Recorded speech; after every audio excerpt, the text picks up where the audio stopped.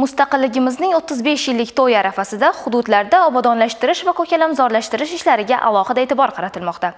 Muxbirimizning navbatdagi lavhasi ayni shu mavzuda Urganch shahridan tayyorlangan.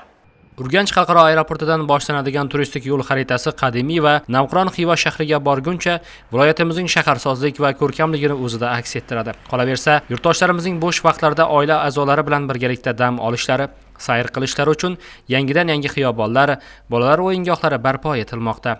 Mustaqillik bayrami arafasida amalga oshirilayotgan bu ishlar natijasida qarovsiz qolgan maydonlar begona o'tlardan tozalanib, xiyobonlar ko'rkiga ko'rk beruvchi daraxt va gul ko'chatlariga shakl berilmoqda. To'yga to'yona yarashadi deganlaridek, obodonlashtirish bo'limi xodimlari ham buni yaxshi anglagan holda chin dildan mehnatdalar.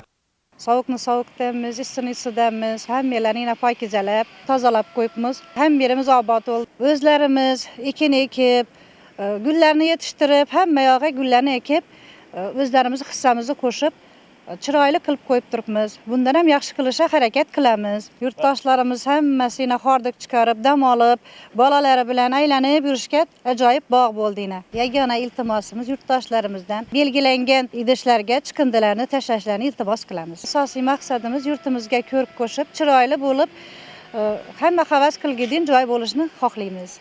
Ko'chalarda sayr qilganda vohamizning har bir mahallasi, ko'cha va guzarlardagi dilni quvontiradigan mana bunday manzaralar mustaqilligimiz sharofatidir.